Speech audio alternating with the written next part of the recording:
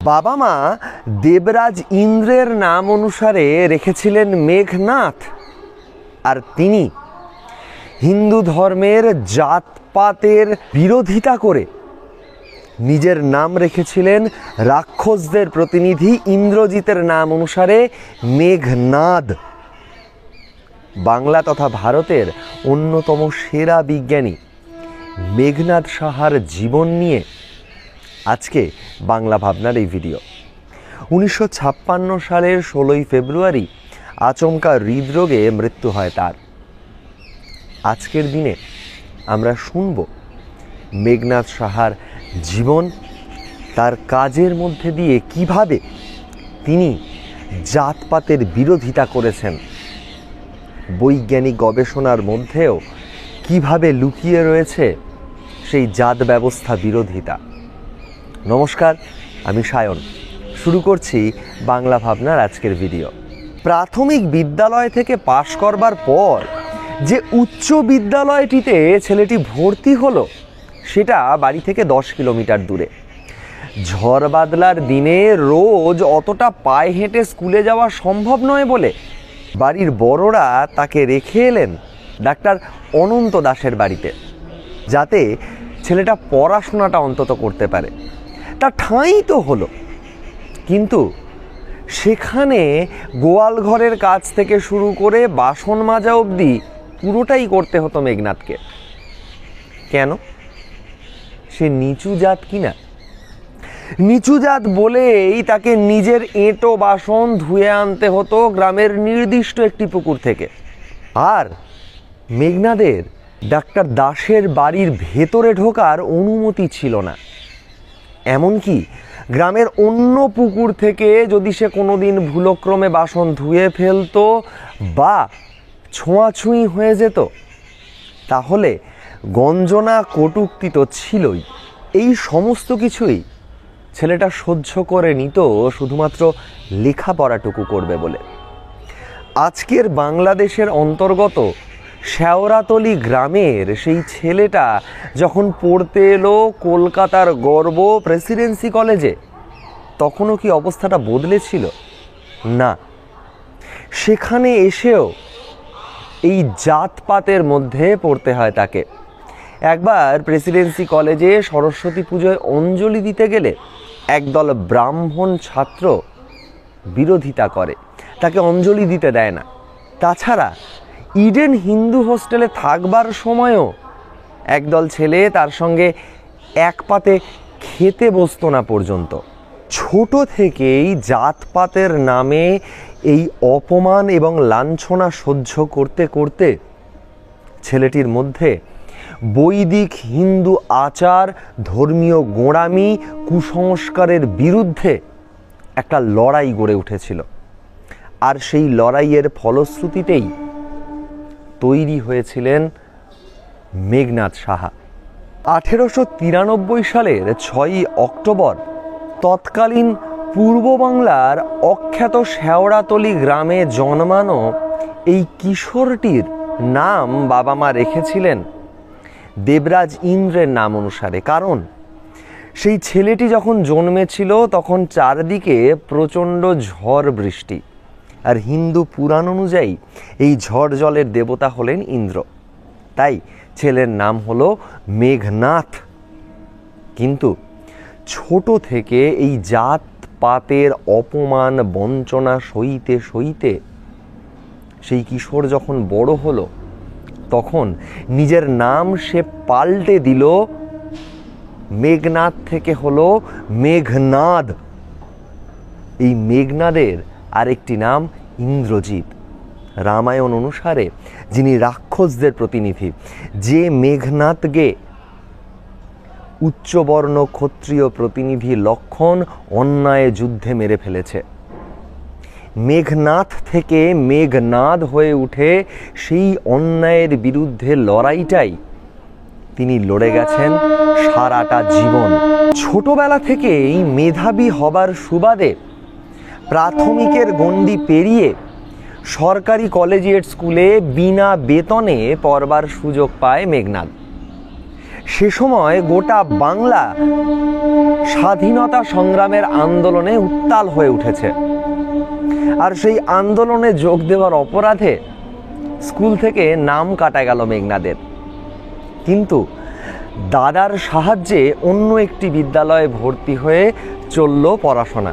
এভাবেই উচ্চ মাধ্যমিকে পদার্থবিজ্ঞানে প্রথম এবং গণিতে তৃতীয় স্থান লাভ করলেন তিনি।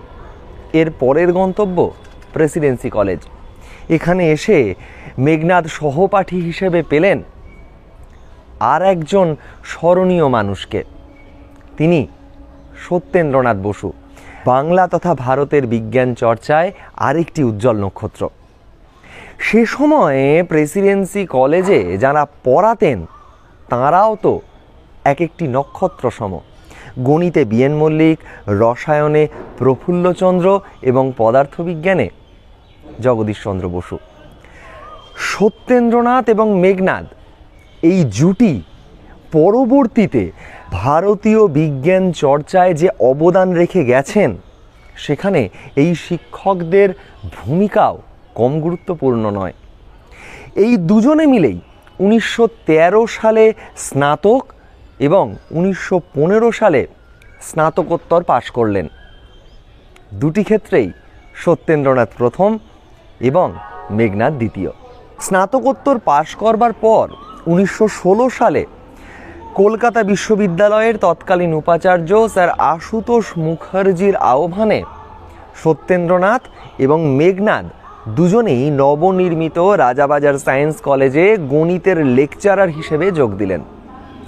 কিন্তু এই দুজনেরই পছন্দের বিষয় ছিল পদার্থবিদ্যা। অল্প দিনের মধ্যেই তাঁরা গণিত থেকে চলে এলেন পদার্থবিদ্যায়। আর এই দুজনে মিলে এর পরবর্তীতে পদার্থবিদ্যাকে করে তুললেন রাজাবাজার সায়েন্স কলেজ তথা ভারতীয় শিক্ষা কেন্দ্রগুলিতে বিজ্ঞান চর্চার একটা অন্যতম পীঠস্থান হিসেবে। পদার্থবিজ্ঞানের নানা বিষয় নিয়ে পাঠ্যক্রম চালু করাও এই দুজনের হাত থেকেই হয়েছে। মেঘনাদের প্রচেষ্টাতেই ভারতে প্রথম ভূতত্ত্ববিদ্যা নিয়ে পঠন পাঠন শুরু হয়। আর এই সমস্ত কাজ করতে গিয়েই সত্যেন্দ্রনাথ এবং মেঘনাদ দুজনে মিলে বিশ্ববিখ্যাত বিজ্ঞানী অ্যালবার্ট আইনস্টাইনের পৃথিবী বদলে দেওয়া আবিষ্কার জেনারেল থিওরি অফ রিলেটিভিটির জার্মান থেকে ইংরেজিতে অনুবাদ করেন। এটি অ্যালবার্ট আইনস্টাইনের থিওরি অফ রিলেটিভিটির প্রথম অনুবাদ। রাজাবাজার সায়েন্স কলেজে মেঘনাদ সাহা পড়াতেন তাপগতিবিদ্যা। 1917 থেকে 1918 এই এক বছরের মধ্যে কোনো অভিজ্ঞ শিক্ষকের তত্ত্বাবধান ছাড়াই মেঘনাদ লন্ডনের ফিলোসফিক্যাল ম্যাগাজিন ও ফিজিক্যাল রিভিউ জার্নালে প্রকাশ করলেন তার মৌলিক গবেষণাপত্রগুলি। 1918 সালে তিনি তাপগতিবিদ্যা সংক্রান্ত তাঁর লেখাপত্রের জন্য কলকাতা বিশ্ববিদ্যালয় থেকে পেলেন ডিএসসি ডিগ্রি। এরপর এলো 1919। তিনি বুঝতে পারলেন প্রত্যেকটি নক্ষত্র আলাদা আলাদা স্পেকট্রাম বা বর্ণালীর জন্ম দেয়। তিনি আন্দাজ করলেন এই স্পেকট্রাম বা বর্ণালীগুলির সঙ্গে নিশ্চয়ই তাপের কোনো একটা সম্পর্ক রয়েছে। গাণিতিকভাবে এগোতে এগোতে এরপর তিনি যে সমীকরণটিতে পৌঁছলেন সেটিকেই আমরা চিনি সাহা আয়োনাইজেশন থিওরি নামে। এই থিওরির মধ্যে দিয়ে নক্ষত্রগুলির গঠন ও তাপমাত্রা সম্পর্কে অনেক অজানা তথ্য মানুষের সামনে হাজির হলো। অনেকে মনে করতে পারেন মেঘনাদ সাহার গবেষণাগুলি নেহাতি পদার্থবিদ্যার শুকনো ও নিরস গাণিতিক কিছু সমীকরণ। কিন্তু ছোটবেলা থেকে জাতপাতের ভিত্তিতে গড়ে ওঠা সামাজিক বিভাজনের বিরুদ্ধে মেঘনাদ সাহার বিদ্রোহই যে ছিল তাঁর তাপীয় আয়ননের গবেষণার মূল, সেটি দেখিয়েছেন ম্যাসাচুসেটস ইনস্টিটিউট অফ টেকনোলজির বিজ্ঞানের ইতিহাসের গবেষক আভা সুর 2011 সালে প্রকাশিত আভাসুরের dispersed resistance caste, gender and modern science in India বইতে তিনি ব্যাখ্যা করেছেন, সূর্য বা কোনো নক্ষত্রে থাকা পদার্থগুলির পরমাণুর আয়ননের ঘটনার যে ব্যাখ্যা মেঘনাদ করেছিলেন তা তাঁর জাতপাত ঊর্ধ্ব সমাজভাবনার সাথে দার্শনিকভাবে কোথাও গিয়ে যেন মিলে যায়। নক্ষত্রের ভেতরের পরমাণুগুলি প্রচণ্ড তাপ ও চাপে তাদের নিজস্ব ধর্ম বা ইচ্ছে অনুযায়ী ব্যবহার করে, গোটা নক্ষত্রের গড় প্রভাবে নয়। মেঘনাদের চিন্তায় পুরো সমাজটাই একটা নক্ষত্র, যে সবসময়ই তার ভেতরে স্থিত পদার্থের পরমাণুগুলিকে বিভিন্নভাবে প্রভাবিত করার চেষ্টা করে যাচ্ছে, বহু ক্ষেত্রে যা বাধা স্বরূপ। কিন্তু পরমাণুগুলি নিজের স্বাধীন ইচ্ছে মতোই জীবন কাটাবে, যেমনটা কাটিয়েছিলেন মেঘনাদ। অন্ধকারে ডুবে থাকা অখ্যাত শেওড়াতলির গ্রাম থেকে প্রেসিডেন্সি কলেজ, কলকাতা বিশ্ববিদ্যালয়ের শিক্ষক হওয়া, আন্তর্জাতিক জার্নালগুলিতে গবেষণাপত্র প্রকাশ করা এবং ইংল্যান্ডের রয়্যাল সোসাইটির ফেলো নির্বাচিত হওয়া, মেঘনাদ সাহার গোটা জীবনটাই যেন নক্ষত্রের প্রচণ্ড তাপ ও চাপের সম্মুখীন হওয়া এক পরমাণুর গল্প, যে কোনো রকম চাপিয়ে দেওয়ার বিরুদ্ধে দাঁড়িয়ে নিজের স্বাধীন ইতিবাচক ইচ্ছে নিয়ে বিচরণ করেছে এবং প্রভাবিত করেছে গোটা সমাজটাকে। মেঘনাদ সাহাকে এই গোটা পথটা হাঁটতে হয়েছে কাঁটার ওপর দিয়ে, প্রচুর বাধা বিপত্তির সম্মুখীন হয়েছেন তিনি। সাহা আয়োনাইজেশন থিওরি আবিষ্কারের পর দেশে বিদেশে বিজ্ঞানী মহলে মেঘনাদের নাম ছড়িয়ে পড়তে শুরু করলো। 1925 সালে নোবেলজয়ী বিজ্ঞানী আর্থার কম্পটন মেঘনাদের নাম প্রস্তাব করলেন নোবেল কমিটির কাছে, কিন্তু কোনো এক অজানা কারণে নোবেল পেলেন না তিনি। এরপরেও আরও 4 বার মেঘনাদ সাহার নাম প্রস্তাবিত হয়েছে নোবেল পাওয়ার জন্য, কিন্তু প্রত্যেকবারেই কোনো না কোনো অছিলায় মেঘনাদ সাহা নোবেল প্রাইজ পেলেন না।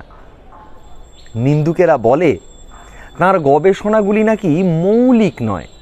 যদি সে কথাই ধরা যায়, তাহলে নোবেল প্রাপকদের তালিকা এবং তাঁদের নোবেল পাওয়ার কারণটা বিবেচনা করলে অন্তত বিজ্ঞানের ক্ষেত্রে আমাদের মনে প্রশ্ন জাগে বই কি, কোথায় সবকটি ক্ষেত্রেই কি মৌলিক গবেষণাই নোবেল পাওয়ার একমাত্র মাপকাঠি হয়ে দাঁড়িয়েছে, নাকি দেশি বিদেশি নানা বিজ্ঞানীদের বিরোধিতার কারণে মেঘনাদ সাহাকে নোবেল প্রাইজ দেওয়া হয়নি?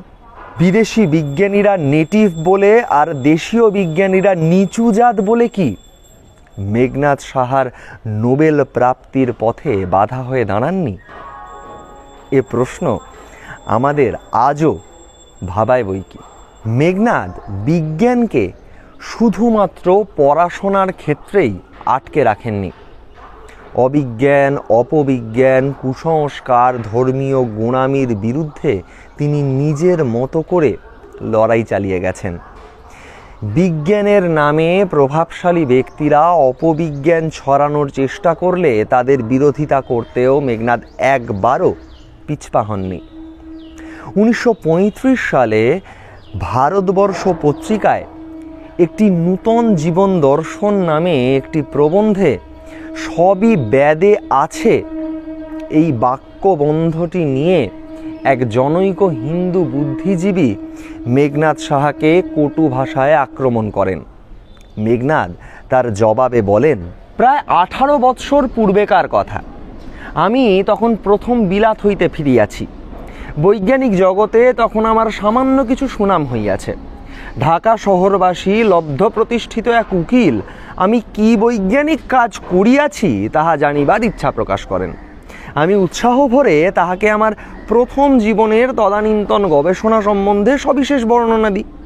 তিনি 2-1 মিনিট পরপরই বলিয়া উঠিতে লাগিলেন, এ আর নূতন কি হইল, সবই বেদে আছে। আমি দু একবার মৃদু আপত্তি করিবার পর বলিলাম, মহাশয়, এসব তত্ত্ব বেদের কোন অংশে আছে তাহা অনুগ্রহপূর্বক দেখাইয়া দিবেন কি?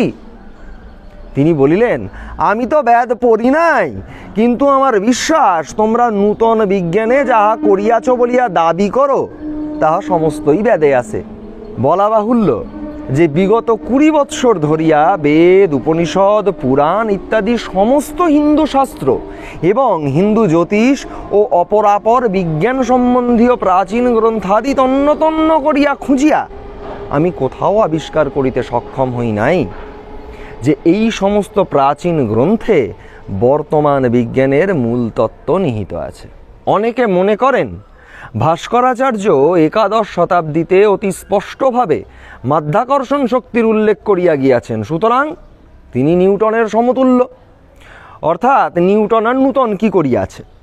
কিন্তু এই সমস্ত অল্পবিদ্যা ভয়ঙ্করী শ্রেণীর তার্কিকগণ ভুলিয়া যান যে ভাস্করাচার্য কোথাও পৃথিবী ও অপরাপর গ্রহ সূর্যের চারিদিকে বৃত্তাভাস বা এলিপ্টিক্যাল পথে ভ্রমণ করিতেছে এ কথা বলেন নাই। তিনি কোথাও প্রমাণ করেন নাই যে মাধ্যাকর্ষণ শক্তি ও গতিবিদ্যার নিয়ম প্রয়োগ করিলে পৃথিবীর এবং অপরাপর গ্রহের পরিভ্রমণ পথ নিরূপণ করা যায়। সুতরাং ভাস্করাচার্য বা কোনো হিন্দু, গ্রিক বা আরবি পণ্ডিত কেপলার, গ্যালিলিও বা নিউটনের বহু পূর্বেই মাধ্যাকর্ষণ তত্ত্ব আবিষ্কার করিয়াছেন, এইরূপ উক্তি করা পাগলের প্রলাপ বই কিছু নয়।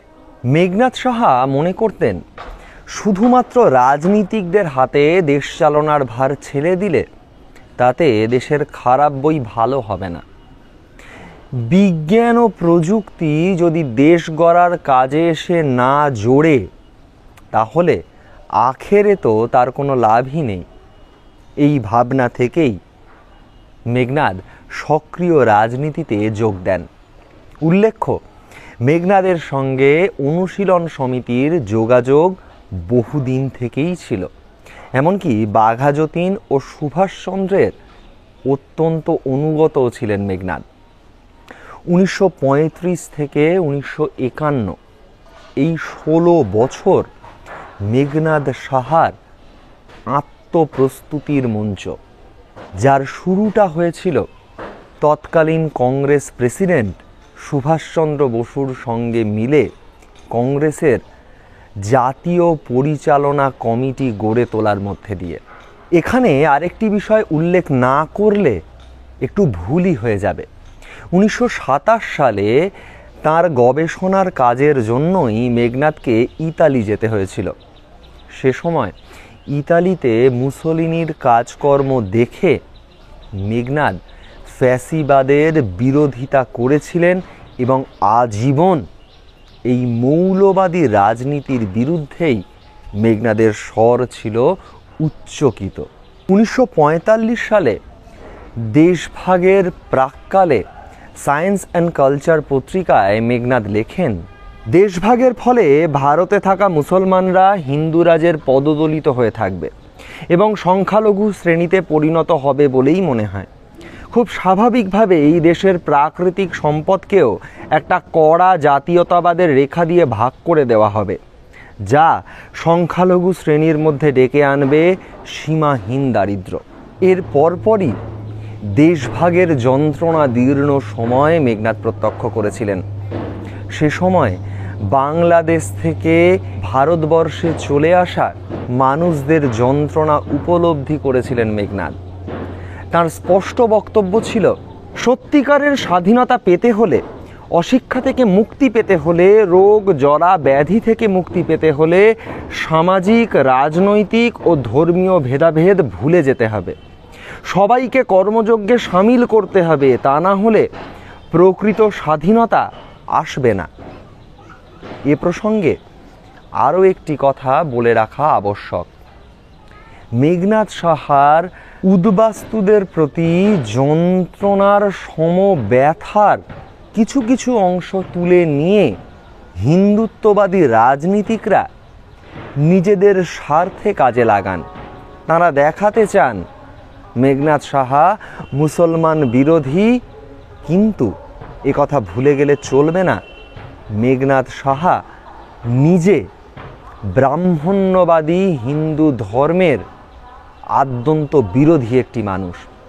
তিনি সমস্ত নিপীড়িত মানুষের পক্ষে দাঁড়ানো একজন।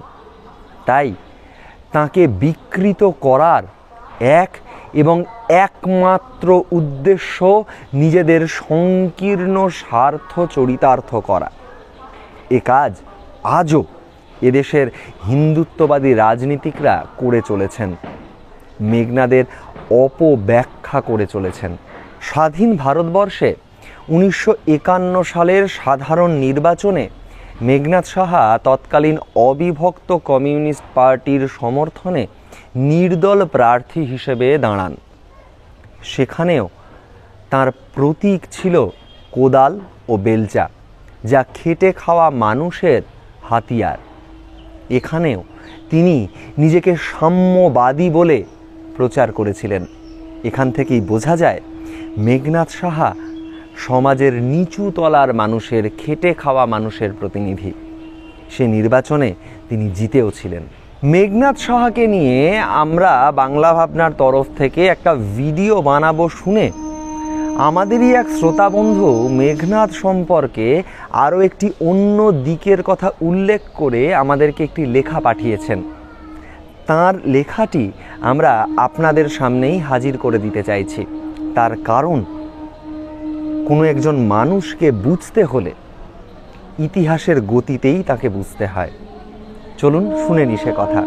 দেশ গড়ার কাজে বৈজ্ঞানিক চিন্তাধারাকে যুক্ত করার জন্য মেঘনাদের রাজনৈতিক প্রচেষ্টার ইতিবাচক দিক থাকলেও তার কিছু সীমাবদ্ধতাও ছিল। উন্নয়নের সংজ্ঞা নিরূপণে দূরদর্শিতার একটা অভাব ছিল, সে কথা বললে খুব ভুল বলা হবে না। তিনি ভারতে পারমাণবিক শক্তি নিয়ে গবেষণার কথা বলেছিলেন। পারমাণবিক শক্তিকে জীববিদ্যার গবেষণার কাজে লাগানোর মতো ইতিবাচক ভূমিকা রাখলেও অন্যান্য বিভিন্ন ক্ষেত্রে নির্বিচারে পারমাণবিক শক্তি ব্যবহারে নিষেধাজ্ঞা জারি করায় বা সাবধানবাণী জারি করায় জোর কিছুটা কম পড়েছিল। বহুমুখী নদী পরিকল্পনা তাঁরই হাতে তৈরি।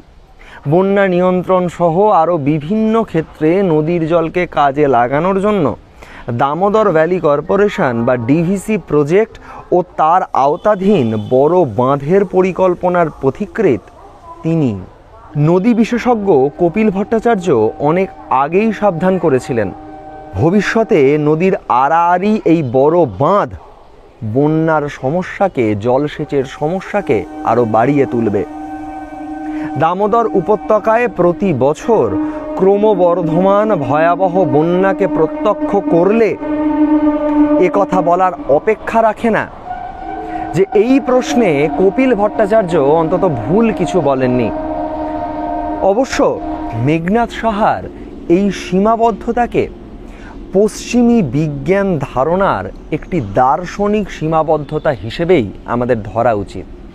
এবং এ কথাও ভুলে গেলে চলবে না, সদ্য স্বাধীন ভারত রাষ্ট্রের রাষ্ট্রনেতারা চাইছিলেন একটি শিল্প নির্ভর উন্নত দেশ, যেখানে শিল্পের প্রয়োজন অনুসারেই দেশ গড়বার কথা তাঁরা ভেবেছিলেন।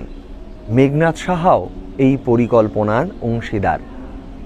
কিন্তু এটি শুধু ব্যক্তি মেঘনাদের বিষয় নয়, গোটা বিষয়টিকে আমাদের ইতিহাসের গতিতেই বুঝে নেওয়া উচিত। মেঘনাদ সাহা তাঁর গোটা জীবনে যেরকম বহু ইতিবাচক কাজ করেছেন, সেরকম এই পরিকল্পনাটির ক্ষেত্রে মেঘনাদ সাহার দূরদর্শিতার অভাব আমাদের চোখে পড়ে এবং আমাদের মনে হয় এই কথাগুলিও আপনাদের সামনে তুলে ধরা উচিত ইতিহাসের কাছে সঠিক থাকবার প্রয়োজনে।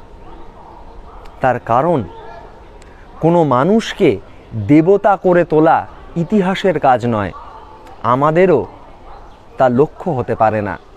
বরং ইতিহাসের গতিতে সাদা কালোয় নয়, বিভিন্ন রঙের বর্ণালীর মধ্যে দিয়েই কোনো ব্যক্তিত্ব, কোনো ঘটনাকে আমাদের দেখতে শেখা উচিত, পড়তে শেখা উচিত।